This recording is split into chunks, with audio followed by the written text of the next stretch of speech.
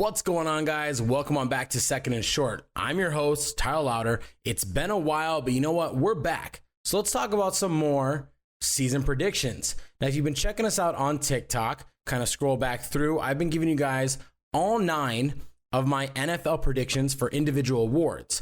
I also dropped each AFC team's season prediction. And in this episode, we're going to break down the NFC. Also, swing on over to TikTok, where you can see daily videos, daily content. You kind of see a breakdown of each team that we're going to talk about in minute versions.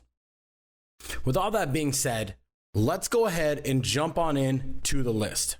Now, we're going to go in alphabetical order, starting with just like a random division. And alphabetical order brings us to Arizona, which is the first team in all of the NFL based on the alphabet. And with Arizona being first, that means we're going to dive into the NFC West. In my eyes, this is the best division in all of football, the toughest division to get out of, a division that potentially could provide us with 4 playoff teams. But let's talk about the Arizona Cardinals first. For all you Cardinal fans out there, Kyler Murray is fantastic. He's moving on up, but I don't think he's there enough to actually be like a top tier guy. I think the problem with a lot of NFL fans is that we kind of merge the thoughts of fantasy dynasty world with real life NFL. And yes, he makes big plays. He puts up a lot of fantasy points. However, I don't think he has that clutch factor in to get some wins. Something's got to kick for this Arizona team. Now, they went and got guys that if this was 2015, 2014, it'd be fantastic. Holy cow, sending these guys to the Super Bowl. AJ Green, fantastic in his prime. JJ Watt, fantastic in his prime. Injuries have piled up on these guys. They're going to be really good options for them to help them out. But we did see the replacement of losing a young guy on the rise, Hassan Riddick, is going to have a huge impact for this Cardinals team. Now, if you're following along on YouTube, you can kind of see the graphic here of where I think the Cardinals are going to go. For those of you listening, I think they're going to go 7-10. And I'm going to kind of go over their schedule where I got them going. I mean, they're going to open the season losing to Tennessee. They're going to go at home, win against Minnesota, on the road against Jacksonville. Then on a hard 3-game road losses with losing to the Rams, 49ers, Cleveland, before getting back on track against Houston.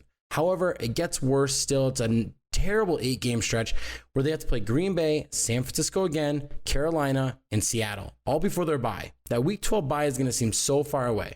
I have them literally starting 3-8. Seems bad, but they're going to turn around late season as they kind of did before. But I mean, they've struggled to beat teams like Carolina in the past. They've struggled against teams like Detroit in the past. That's an issue. If you can't beat the bad teams in the NFL, you can't be a playoff team. Coming off their bye week, they're going to beat Chicago, lose to the Rams, beat Detroit and Indy, lose to Dallas before taking one from Seattle. That, spoiler, kind of going ahead, that's going to cost Seattle the divisional win. Now, back with me here, 7-10, it seems like a downgrading season. However, this division is so difficult that realistically, Arizona could be the best team in this division if they beat their divisional matchups. Like, I have them sitting at 1-5 in their division with not getting a win till week 18. Now, if they can turn that around and go 5-1 in the division, they're going to win 10, 11 games this season and be a playoff team. Now, moving on to the next team alphabetically. As you can kind of see here on YouTube, here's our graphic. We're going to be talking about the Los Angeles Rams. So as you're listening, join on in. I have the Rams going 13-4. I have them being the number 1 seed in the NFC. Here's the big thing. They have fantastic defense. Really good offensive line, a run game that's supposed to take a step forward with Cam Akers, who everybody loves and believes in, and a really good 1 and 2 receivers in Robert Woods and Cooper Kupp. This group is going to be able to put together lots of points. And what did they do to get better? Well, the most progressive thing you can do if you're not winning the Super Bowl, and that's get better at the most important position, quarterback. Jared Goff, I get it. He's younger. I get it. He's been to the Super Bowl. Matt Stafford is a better quarterback in every single way of the word quarterback. He's going to be able to make big plays with this offense. And we saw Matt Stafford compete with teams like Green Bay, Minnesota, Chicago when they were top tier teams and they're making the playoffs. He's put up 30 points on these teams with nobody around him. Now he comes on in. He's going to get protected. He's not going to get sacked. He's going to get sacked like 20 less times this season. He's going to have a good run game to rely on. He's going to have good receivers to throw back on. And here's the best part. That defense for the Rams is so good that they might not even have to touch 30 points in a game to win. Now, onto their schedule. Let's look at this graphic. I have them starting 4-0, beating Chicago, Indy, Tampa Bay, and Arizona. I think they're going to lose on the road to Seattle and then kind of get surprised by the Giants in like a trap game because they're going to be looking forward to that nice little cruise they got, which is, they got Detroit, Houston, And then they're going to beat Tennessee and San Francisco, go into the bye week at 8-2. And then they're going to meet Green Bay coming off a bye. They're going to be in Lambeau. Matt Stafford's ready for it, but I don't know if the rest of the Rams are ready for it. And Green Bay's a good team. When it's November, December, they're good in the snow. They're good in Lambeau. They're going to beat Jacksonville, Arizona, Seattle, Minnesota, lose to Baltimore, and then finish the season with that win against San Francisco. And thanks to Arizona, they're going to take the division at 13-4. Look for Matt Stafford to be on the short list for MVPs for 2021. Now, moving on down to the next team, and that is the Seattle Seahawks, a team that I have going 12-5. Let's go ahead and take a look at why this team is going to go 12-5. Russell Wilson is fantastic for the first 8 games. Everybody says, right? It's MVP chat. It's, oh my God, this guy, he's ready to go. Let's push him forward. And then he kind of falls off. Well, it's not because Russell Wilson's playing bad. Like, his play action's still good. His ability to roll out, create plays. He's a big playmaker. He's able to find receivers that break off their routes and kind of come back towards him. And everybody's able to make big plays. Tyler Lockett's fantastic. DK Metcalf's getting better every year. And on top of that, if Chris Carson's healthy, Penny's going to be there.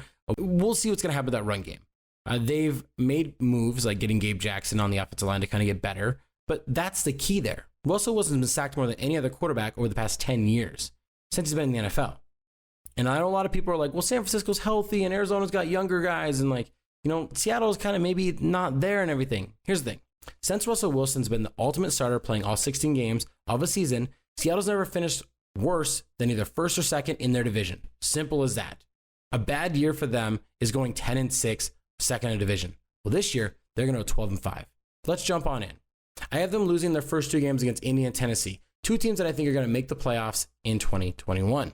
But then they're going to go on a hot streak, winning 9 games in a row, beating Minnesota, San Francisco, the Rams, Pittsburgh, New Orleans, Jacksonville before their bye. They're going to come off that bye, and they're going to do something that their counterparts, the Rams, couldn't do, and they're going to beat Green Bay. Then they're going to beat Arizona, the Washington football team, lose San Francisco, stomp Houston, lose to the Rams, and then finish 2-1 in their last 3 games against Chicago and Detroit before falling, as I already preluded to, Arizona in that final game. 12-5 is realistic. Now, they could fall to 9-7. This is a real thing, or 9-8. Sorry, 9-8, 17 games. We all got to get used to it. But I just think Russell Wilson, Pete Carroll, they're too good to not make the playoffs. Could be a surprise. Maybe I'm letting recency bias, but as long as Russell Wilson's been a starting quarterback, they've been a top 2 team in their division. Now, finishing us off is the San Francisco 49ers, a team that was, it almost seems like it's unreal. It almost seems like you literally simulated the preseason on Madden, and then you turned on week 1 and be like, I wonder who's hurt and everything. And half your team's hurt, and you're like, what happened? I'm never playing with injuries before I sim my preseason ever. And that's kind of what happened in 2020. The 49ers were hurt all over the place. Quarterback, running back, receivers weren't playing. Offensive line, kind of okay, but their pass rushers, their linebackers, their cornerbacks, everybody's getting hurt. What is it? We kind of thought Philly had an issue a couple years ago with everybody getting hurt. They couldn't get receivers healthy. Nobody could actually play for them. But maybe San Francisco also has something bad in the water. Now, this team's going to get healthy. They're going to return. But here's the problem with all that. Just because you're healthy and you're returning doesn't mean you're going to be better. Having 2 years away from playing a full 16 games for any player is a huge thing. And now you have to play 17 games. Now, I do have them improving. They made a huge move, jumping all the way to number 3 to get Trey Lance. And if you've seen my video on TikTok here, kind of go back, Trey Lance gave him an offensive rookie of the year. I'm going to stand by it. Maybe it's bias. I live in the Midwest. North Dakota's right above me.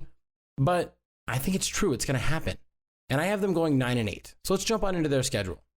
Now, Jimmy G might start the season as the starting quarterback. Trey Lance could also do it. I think either way, they're going to be in a good position because they have a good offensive line, really good weapons everywhere. Trey Sermon's supposed to be having a nice little camp or whatever practices they got going on. He's kind of standing out among all rookies. Debo and Brandon Ayuk are going to step forward. And also, they got this guy named George Kittle, who is, a beast. But let's go ahead and take a look.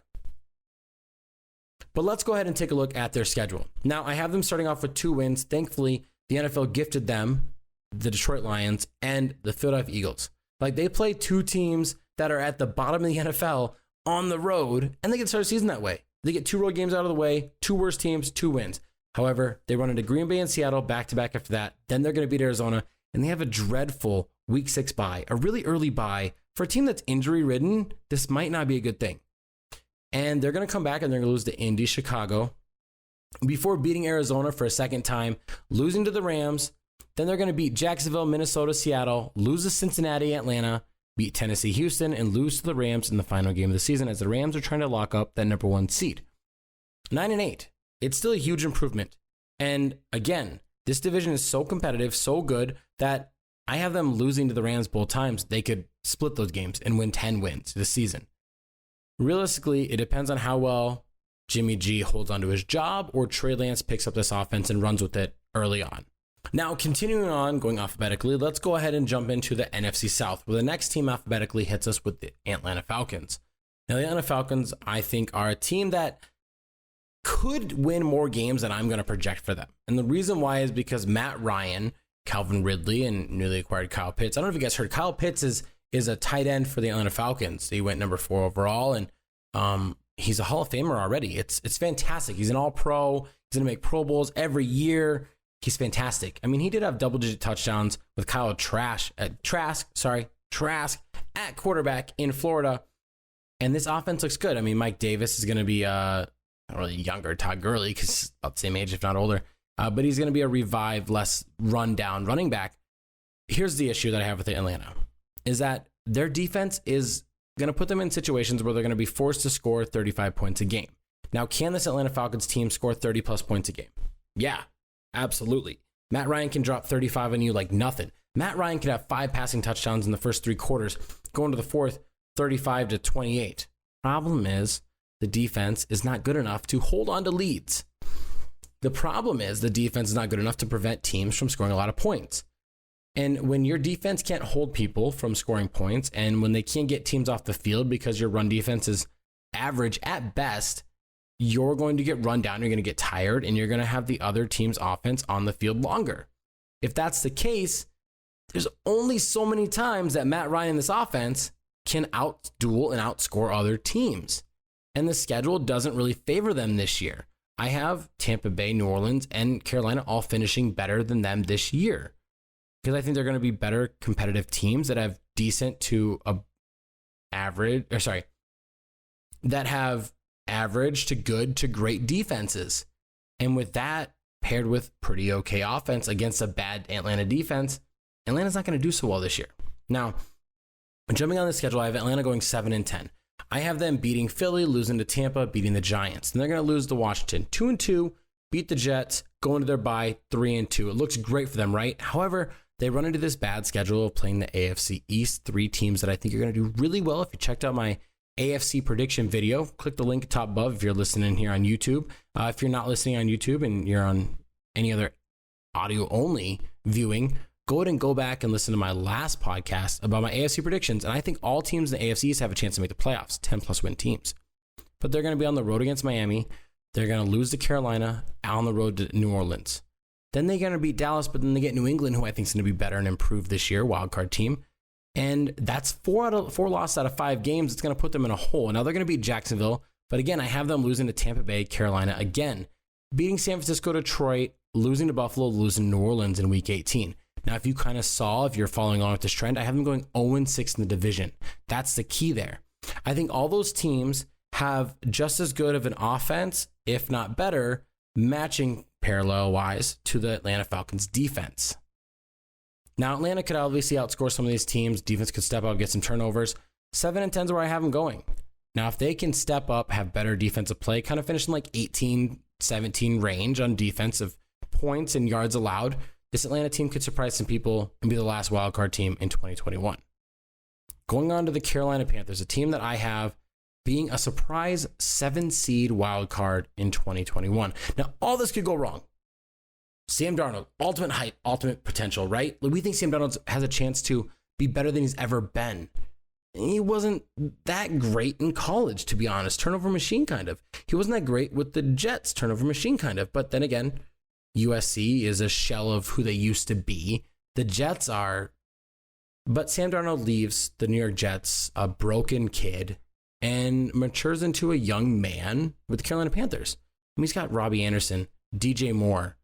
He's got a better offensive line than Carolina had last year. And did I mention he's got Christian McCaffrey coming back? If you peeped Saturday's TikTok, I talk about Christian McCaffrey being the offensive player of the year. In 2018, Christian McCaffrey set a record by receptions by a running back, only to then break his own record in 2019 with more receptions. He was the 1,000 back that we don't see this often anymore in the NFL, and he's going to do it again in 2021.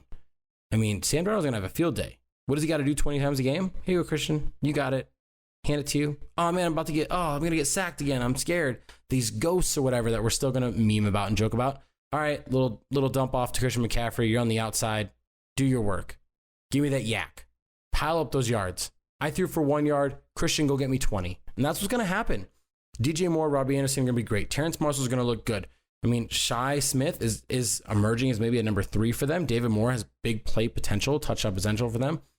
And they went out and got Dan Arnold, who is a touchdown machine as well. And they drafted Tommy Tremble, who is a blocking tight end, a fantastic blocking tight end. And I think the fact this offensive line got better is huge news for the Carolina Panthers. Oh yeah, their defense went from 31st to like 18th overall in the NFL, mainly because they drafted 7 rookies in a row. And then what do they do in the first round? They draft J.C. Horn. And that's right, yeah, Joe Horn's son. I mean, he's no longer a Saint anymore. He's a Carolina Panthers fan now. And they went and established a need, which is getting another cornerback after they foolishly let James Bradbury fly off to New York. And now this defense, if they take another step forward, which I think they will, Brian Burns, defensive breakout player of the year. I think adding Denzel Perriman at middle linebacker is a fantastic move. They can't get much worse than middle linebacker. And I think the fact they're going to improve with, J.C. Horn there, I think Jeremy Chin's going to take another step forward and potentially earn an all-pro nod. Carolina's going to go 10-7. Kind of stretched out a little long. I'm a Panthers fan. Sorry, I'm going to talk about it a little more. Let's go over their schedule. They're going to start 3-1 in their first 4 games, 4-1 actually in the first 5. And really they could start 5-0, 6-0, 8-0, potentially. Let's talk about why. They get the Jets. They're going to beat the Jets. Then they get the Saints at home. Then they get to go on the road to Houston. And then they go to Dallas, which I think Dallas can be better this year. And then they're going to beat Philly in week 5, lose to Minnesota, beat the Giants, Atlanta, lose to New England, beat the Cardinals football team, lose to Miami before the terrible week 13 bye. The only reason week 13 bye is not bad is if your team is healthy. But otherwise, it's a terrible bye. Carolina's been getting late bye weeks every year for the past 5-6 years, it seems like. Coming off the bye, they're going to beat Atlanta, but then they're going to lose 3 games in a row to Buffalo, Tampa Bay, and New Orleans, which is going to put them in a terrible spot to potentially miss the playoffs. They're sitting at 9-7 on the season, but thankfully, Tampa Bay Buccaneers have already locked up the division. They've already seen that the Rams are a game ahead of them. They own the tiebreaker, so they can't jump ahead of them. The best they can do is finish second in the NFC. So Tampa Bay rests some guys. They got a lot of older guys there, 32 plus. And Carolina gets a win. 10-7 gets that final playoff spot. Look for Sam Darnold to step up his play, projectedly. Christian McCaffrey to return to form and be even better. And this receiving core to be fantastic. Also, this defense is going to take another step forward. Now, moving on. I talked too long about them, and I'm sorry. If you're an NFC fan and you're an NFC South fan, I know it sucks. You don't want to hear about these guys. But let's talk about the New Orleans Saints now. A team you do want to hear about if you're a Saints fan. Losing Drew Brees is going to be a culture change, a culture shock for you. And you're going to have to rely on either Jameis Winston, the meme, the walking meme that he is, or Taysom Hill, the potentially walking laughingstock, the joke that everybody says he's not a quarterback. Either way, though, I think this offense, this whole defense is too good to miss the playoffs in 2021. I mean, Jameis Winston, looking cross-eyed, bad vision, went 30-30, led the league in passing yards and touchdowns back in 2019. And yeah, sure, he threw 30 interceptions, but Brett Favre threw a lot of interceptions. And what did the Packers do? Make the playoffs a lot. If Tampa Bay's defense was any better, that Tampa Bay team that he played on in 2019 would have won more than 7 games. I mean, that defense that we see nowadays in Tampa Bay was not the same in 2019. Let's say Jameis Winston's starting quarterback. I have the Saints sitting here winning 10 games on the season, having a tie with Carolina, potentially getting that 6th seed. I think Jameis Winston could easily throw for 25 touchdowns on the season and 18 interceptions. And to me, that's a huge success. And we just cut back his touchdowns by 5. We cut back his interceptions by 12. That's a lot of field position changes. I mean, if those 12 interceptions, half of those end in field goals, that's another 18 points in the season. That changes games. Now let's jump into the schedule. If you're watching on YouTube, you can see this graphic here. I have them losing 3 games in a row. Mind you, I have them going 10-7. but they're going to lose 3 games in a row, and then they're going to finish the season 10-4. They're going to lose to Green Bay, Carolina, New England out the bat. However, they're going to beat the Giants and Washington heading into a bye before they lose at Seattle as well. Then they're going to win 4 games in a row, besting Tampa, Atlanta, Tennessee, and Philly as well. Lose to Buffalo because if you saw in the AFC video, Buffalo's going to go 15-2. They potentially can go undefeated. I think Buffalo is going to be fantastic in 2021. Before they beat the Dallas Cowboys, the New York Jets. They're going to lose Tampa Bay and Miami, but then they're going to get the revenge and beat Carolina at home. And then in Week 18, they're going to beat the Atlanta Falcons to kind of send the Falcons into the top 10 of the draft and overtake this tiebreaker for Carolina with their 2 consecutive wins. They have a better divisional record against them, and I think that's going to be the key here for them moving forward. Look for the New Orleans Saints to still be a playoff team with a brand new identity and culture that Sean Payton is going to recreate in 2021. And finally, for the NFC South, let's talk about the defending Super Bowl champions. Let's talk about the Tom Brady Buccaneers, Tampa Bay.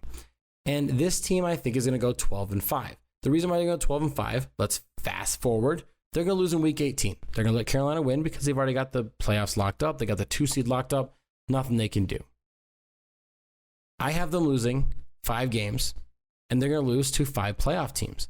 Now, they're going to beat Dallas, Atlanta, then lose to the Rams, which is going to be the ultimate tiebreaker on them not getting the 1 seed. They're going to beat New England, Miami, Philly, Chicago before they lose to New Orleans and then go on their bye week. Coming off their bye week, still going to be some mojo. Everybody's going to be dogging them. They're going to fall in ESPN's power rankings and lose to the Washington football team, a really good defense.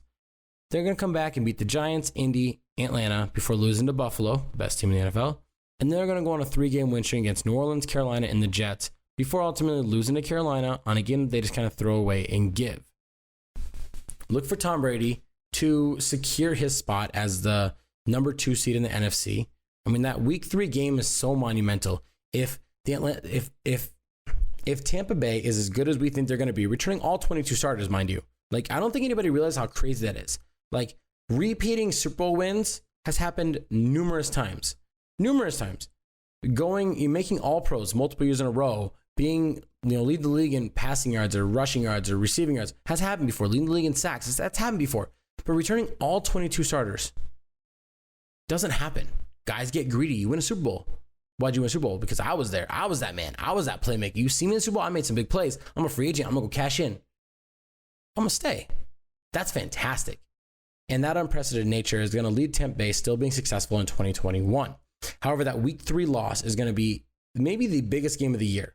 Up until the playoffs is going to set the tone for what the NFC is going to look like going forward. We think the Buccaneers are going to be fantastic. We think the Rams are going to be fantastic. If that's the case, they're going to collide and somebody's got to win. I got the Rams taking it here. Look for Tampa Bay to be number 2 seed in the NFC and be on their way to another deep playoff run. Alrighty, let's jump on into the NFC North. We're going to kind of speed on this a little bit more and everything, but Chicago Bears, alphabetical, right? I got them going 9-8. Now, Chicago Bears, they got Justin Fields. They traded on up. They mortgaged their future. They gave it all away. Justin Fields. Now, apparently, he's on board. Everybody's saying Andy Dalton's the quarterback 1 for now. And sure, that's fine, whatever. We saw what Andy Dalton was able to do in Dallas, and that was nothing. He couldn't do jack shit. Sorry, he couldn't. Like that offense we'll talk about this a little later, but that offense of Dak Prescott was scoring almost 30 points a game. With Andy Dalton, they were scoring barely 20. That's a problem.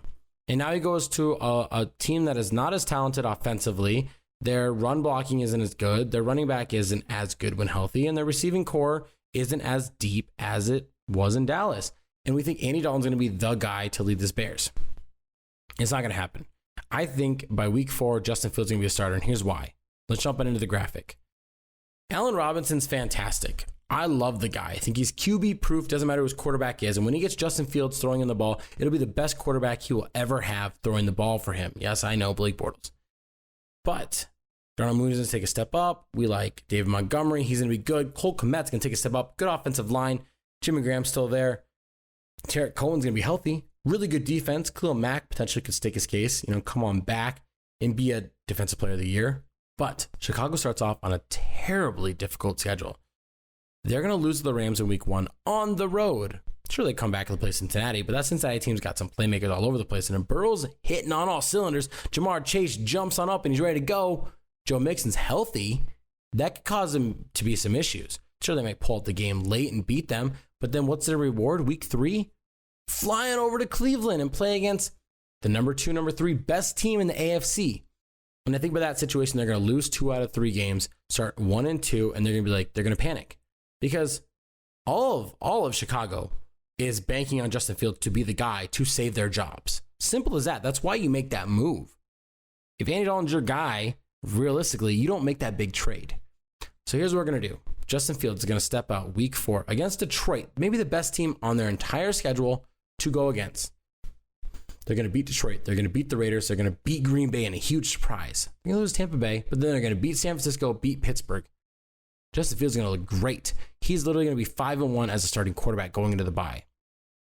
Problem, though, is that Chicago is not a team that's going to hold strong and be able to fight too long. They could win a couple more games, but they're going to, beat Baltimore coming off the bye. Surprise, right? Baltimore's in the trap game. However, it's all going to come crashing down because stuff happens in Chicago. And if you're a Bears fan, I'm sorry, but this is the truth. They're going to lose to Detroit. They're going to lose to Arizona. They're going to lose to Green Bay. They'll beat Minnesota, but they're going to lose to Seattle again. They're going to beat the Giants. And then in week 18, all you got to do is win this game, have Tampa Bay beat Carolina, and you're in the playoffs. And unfortunately, Minnesota's still going to beat them. And that's an issue. I mean, they have this patty cake in a row of like road, home, road to start the season and to end the season. And it's going to be detrimental to them. I don't think the schedule lines up perfectly for them. They don't have a situation where they can kind of knock out a couple of road games in a way. It's just like a continuous alternation. Look at their schedule right here. You can see this graphic. It literally is road home, road home, road home, road home, road bye into home. So 2 in a row, I guess. But then it's road home, road home, road home, road. That does not happen. You can't build momentum. And yes, I know momentum's a fake thing created by our minds to say that teams are building this play style forward, and we're not actually acknowledging how coaches have kind of changed some stuff, but that stuff takes your toll when every week you're traveling back and forth and you can't stay home for multiple weeks in a row. Bears are going to go 9-8. Justin Fields is going to look fantastic. He's going to be the short list he's going to be in the short list for Offensive Rookie of the Year, but look for them to kind of fall short in 2021 going 9-8. The Detroit Lions. Now, if you're a Lions fan and you listen to me, I am so sorry. Just like I talked about the Texans, it's not going to be much. 2-15. They're going to beat Cincinnati Bengals in week 6. And then in week 12, they're going to beat the Bears in a surprise game. Other than that, they're going to lose the rest of their games. I'm sorry. The Detroit Lions roster is depleted. It's depleted. And I think the fact that DeAndre Swift is a fantastic up-and-coming running back, they don't really have a good receiving core. I mean, we have guys like Tyrell Williams, Brashad Perriman that are going to be out there to like prove they've still got it. Hey, this is a prove-it deal for us. But really, it's going to be TJ Hawkinson. That's their guy. DeAndre Swift, that's their guy. Jamal Williams is going to be their guy. And I think Amon-Ra St. Brown is going to look fantastic for them in 2021, but he's a rookie. We can't expect too much from him. The defense is still not there. They need a leader on that defense. They need some playmakers in defensive backfield. They need some pass rushers. They don't get enough sacks. They don't have enough pressure in the run game. Unfortunately for you, if you're a Lions fan, you're not going to win that many games. But hold on a second. That's a good thing. You're going to have a high pick in 2021. You got Penei Sewell. That's a building block. You got DeAndre Swift, building block. TJ Hawkinson, building block. Those things are good. In 2022, the draft, you guys are going to have like a top 3 pick again, kind of building that, get some defensive players, maybe get that elite pass rusher that you kind of just missed out on and Chase Young. Hopefully, Okudah takes another step forward, but ultimately, it's not your year. That's okay. You're going to be a battle. You're going to fight, but you're going to miss Matt Stafford. Now let's go on scrolling down to one more team in Green Bay Packers. Now this Packers team is hard for me to judge because with Aaron Rodgers, they could win 14 games on the season. They really could. They've won 13 games the past couple of years. Without Rodgers, I think they're too good defensively and they got too many guys on the offensive line is fantastic. There's a reason why teams look great and they can have MVPs because the quarterback doesn't get sacked. Rodgers barely gets touched back there.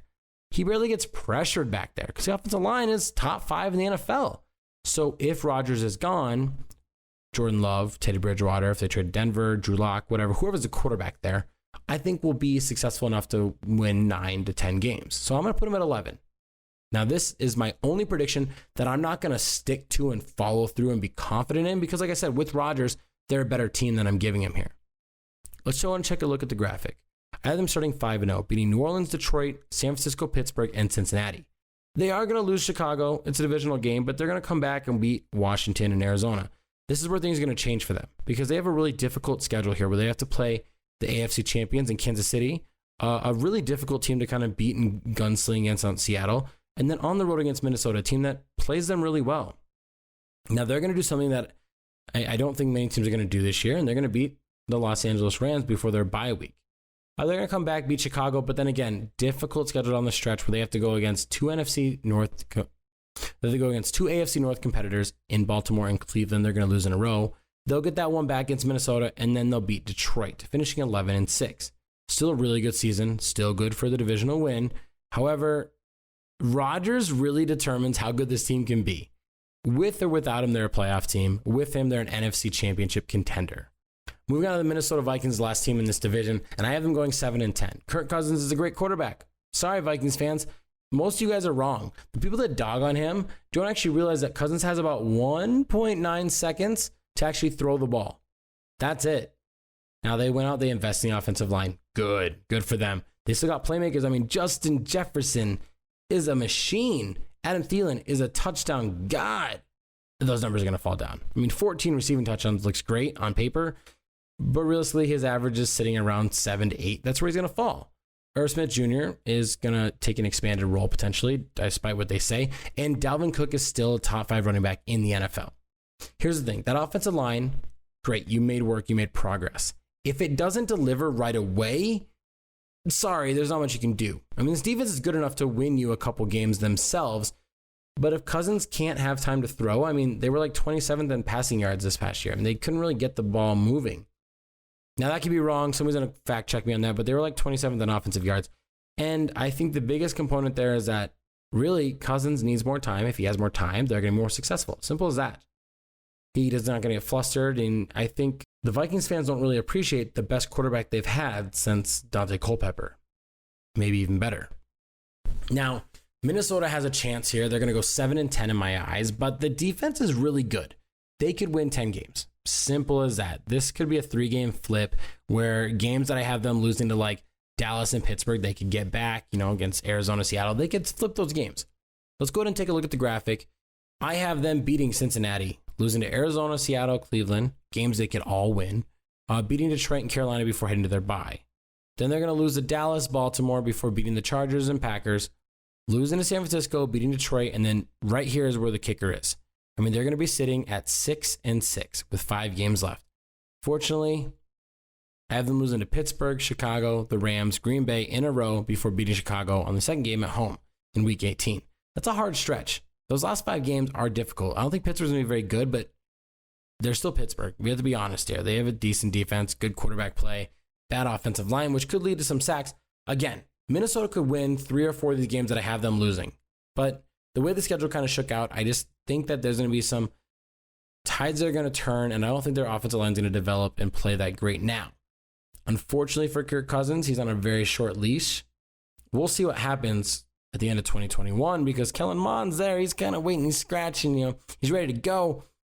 But if the offensive line can block, the defense can get more sacks than they had the past couple of years and make some big old turnovers to kind of match this big play offensive style that all these playmakers on offense have, Minnesota could be a surprise team and get back into the playoffs in 2021. For me, though, 7-10 is where I got them.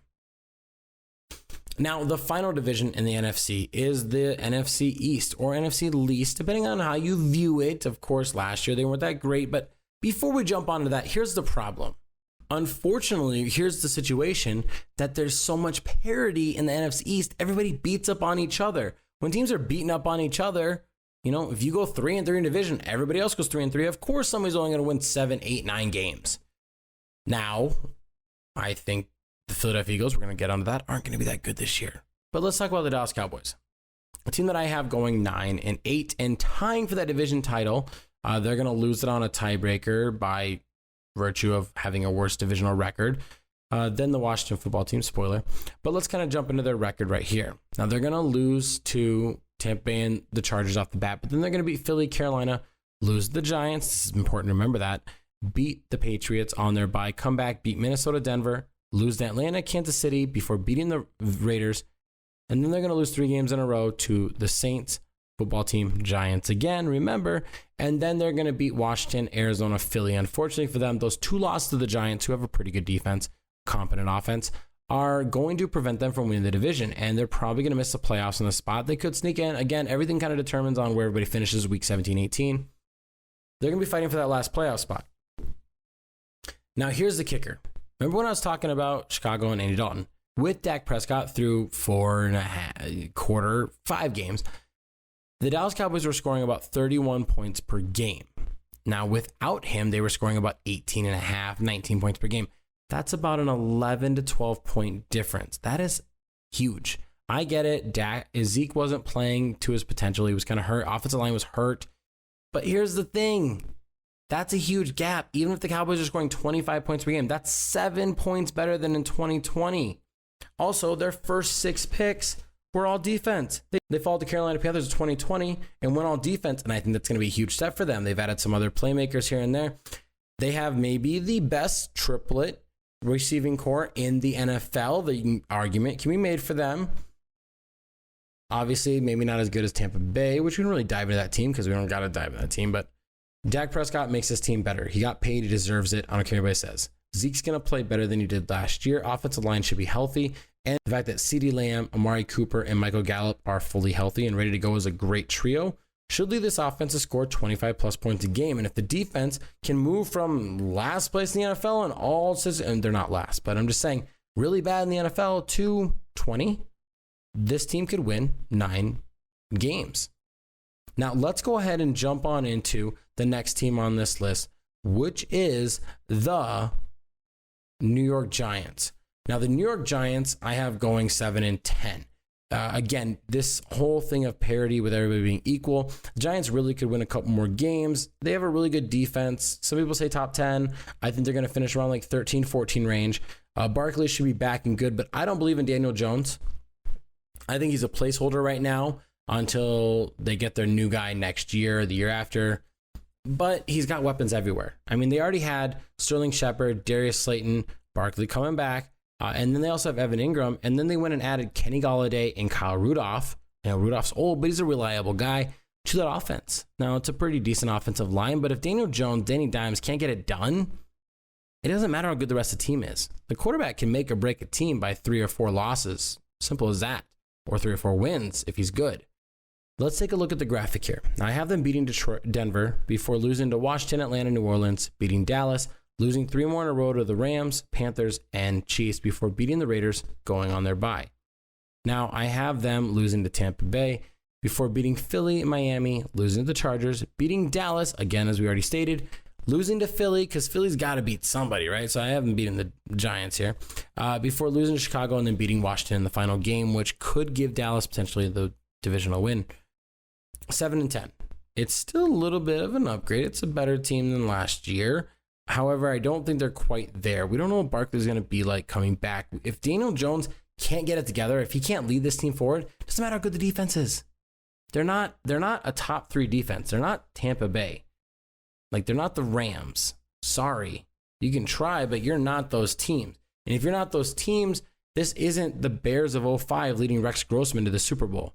You know, the Ravens of 2000 taking Mark Brunell with him. They're not top 1, 2, 3, 4, 5 defense in the NFL. Simple as that.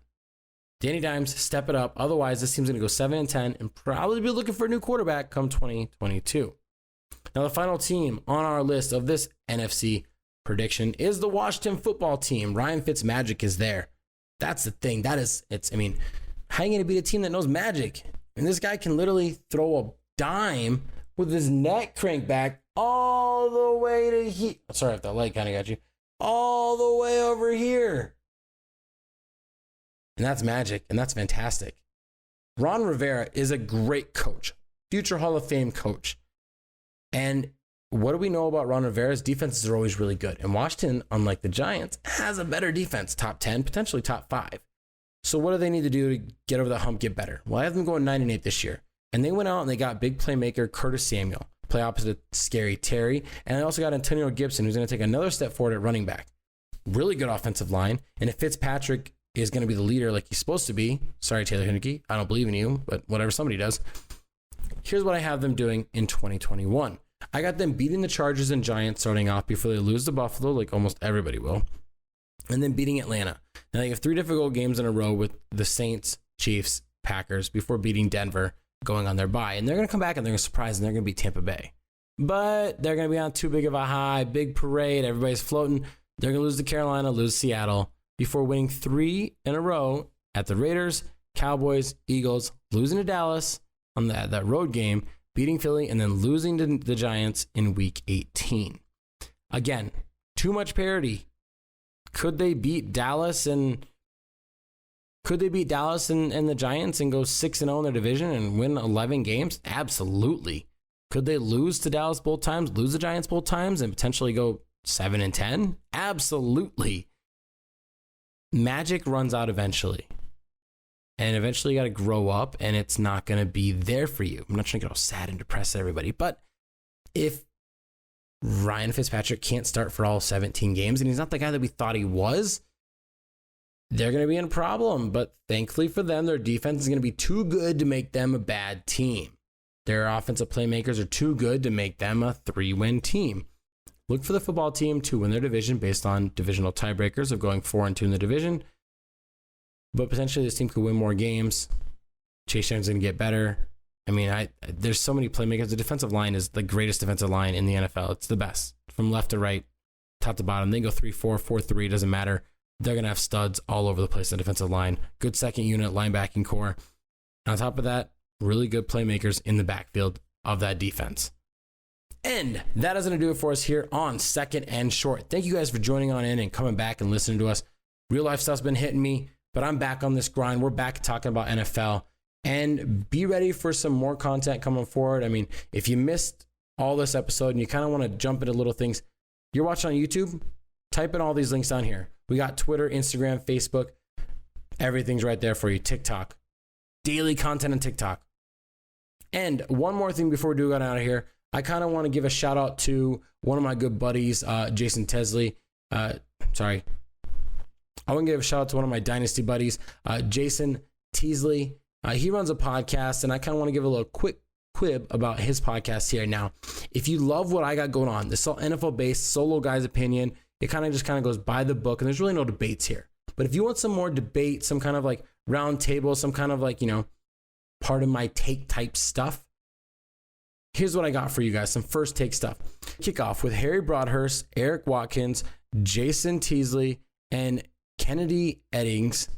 This is not your traditional football show. Rather than breaking down every single game like they do on Second and Short, we give you all the must-know information and then they debate, while encouraging each other to speak what they think, whether they are right or wrong or just plain nuts. The Kickoff has everything you like about a roundtable discussion among friends. And that is going to do it for us here on Second and Short. Go ahead and give the guys on the Kickoff a nice little like, some subscribes, a follow, and be sure to tune in every week as we drop some more podcasts for you guys on Second and Short. Big surprise, we got a fantasy show coming up pretty soon. Got a new host coming on. We're going to have a new host for this show to kind of join me and get some more debates. Check out our website, secondandshortpodcast.com, where we got articles, YouTube videos, TikToks, every weekly podcast. It's all there for you. Thanks for listening, and you guys have a great day. Peace.